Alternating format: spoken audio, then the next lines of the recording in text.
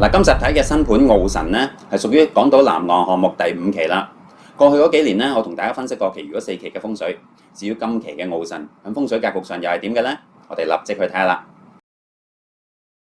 嗱，傲神佢係喺香業道11號，總共呢有2座，當中嘅第1座又細分為 A 同埋 B 兩翼，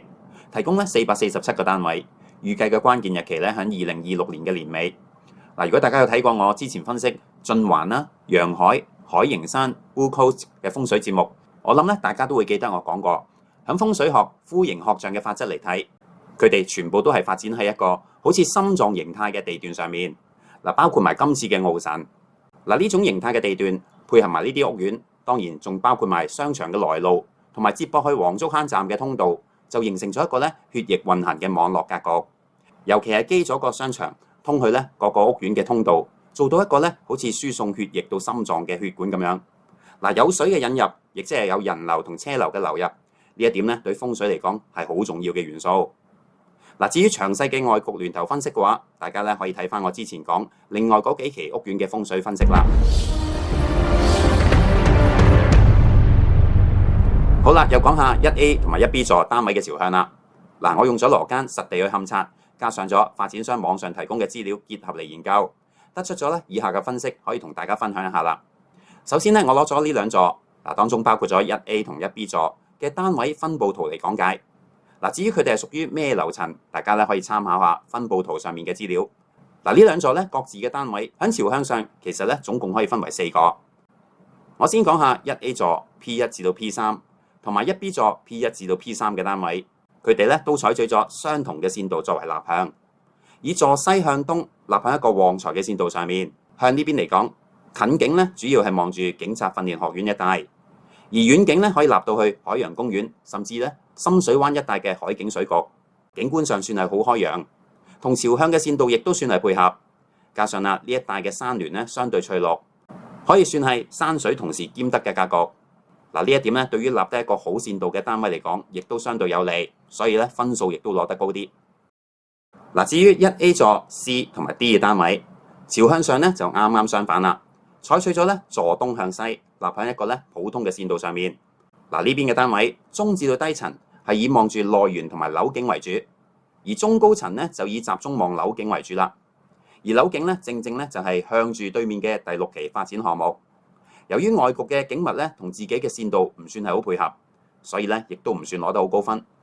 但係有一個攞分嘅位置咧，就係在於佢哋2個單位內局大門所落嘅方位咧係屬於較為當旺嘅宮位啊，相對咧有利於偏財同埋人緣桃花運勢，所以都算係一個優點嚟。至於1A 座 A 同 B 嘅單位，仲有1B 座 A 至到 D 嘅單位，佢哋咧係採取咗坐東南向西北為主，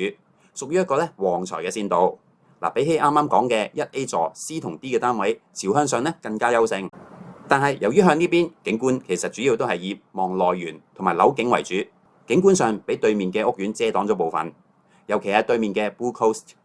所以雖然立得一個旺財嘅線道，但係外局嘅巒頭未算係完全配合啊，所以風水上發揮出嚟嘅催財效應咧相對冇咁強。要透過咧將來入伙之後喺室內做翻一啲佈局去助旺翻會好啲啦。至於最後1B 座嘅 E 單位啦，佢咧係採取咗坐北向南一個旺財嘅線道作為朝向。線道咧本應唔錯噶，但係呢邊始終都係以望住對面晉環嘅樓景為主。外局嘅明堂咧唔算係闊大，聚氣上亦都唔算強，所以喺風水上發揮出嚟嘅效果只係一般嘅啫。向呢邊嘅單位反而咧，我認為屬於中低層嘅會比較好啲，因為咧可以立到對面屋苑嘅泳池，做咗自己嘅聚水明堂，咁樣咧相對咧會更加有利於旺財嘅線道發揮。綜合咗傲神整體嘅地理位置、外局巒頭同埋各自單位嘅朝向線道嚟分析嘅話，我會俾一個中等偏中上嘅分數佢。今集我哋要睇嘅新盤就係位於香業道11號嘅 Deepwater South，佢咧正正係喺黃竹坑站上蓋。成個發展項目咧係由2期組成，總共咧有3座物業，大約合共提供617個單位。成個項目咧而家仲喺度起緊㗎，預計嘅關鍵日期咧分別喺2027年嘅年中同埋11月尾。我用羅間實地去勘測，再加上發展商網上提供嘅資料結合嚟研究，得出咗咧以下嘅資料可以同大家分享一下啦。嗱，首先1A 同埋1B 座主要咧分為3個朝向。嗱，其中呢兩座嘅 A 同 B 單位大致上咧係採取咗坐西北向東南作為線道，亦都係屬於一個旺人丁嘅線道。嗱，不過啦，1B 座嘅 B 單位咧同其他嗰啲單位大概有3度嘅偏差。嗱，呢啲單位望向東南邊，景觀咧可以望到去海洋公園同埋深水灣一帶。嗱，採光同納氣都比較廣。以風水角度嚟睇嘅話咧，呢個方向納嘅水氣咧係對文昌啦，又或者從事文職創意行業嘅人特別有利。但喺催財方面咧，我就覺得將來入伙之後咧，要透過室內嘅風水佈局去做翻一個刺激財星嘅效應會比較好啲啦。另外，我又講下 2A 同埋 2B 座，以單位嚟劃分嘅話，佢大致可以分為5至到6個朝向嘅度數。嗱，我特別揀咗2種單位嘅朝向同大家講下。嗱，先講下 2A 座嘅 A 同 B 單位，佢哋咧係採取咗坐西向東作為主要朝向，亦都係立喺一個咧旺財嘅線道上面。嗱，呢邊咧景觀咧係以望住內園同埋對面奧神為主。理氣部分都算唔錯，但係略嫌咧巒頭景物未算係完全配合，所以有少少扣分啦。向呢邊嘅單位，我認為咧以中低層立住內園同埋對出泳池一邊嘅單位反而較為高分啲。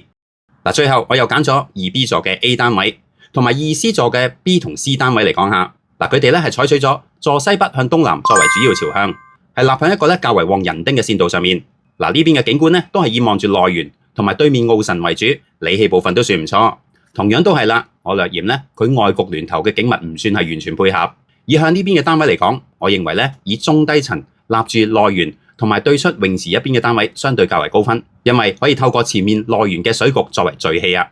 嗱，最後總結嚟講 ，Deepwater South 無論喺地理位置、外局巒頭、單位嘅朝向，整體嘅格局都係屬於穩中有旺。嗱，我會俾一個中等至到中上嘅分數佢。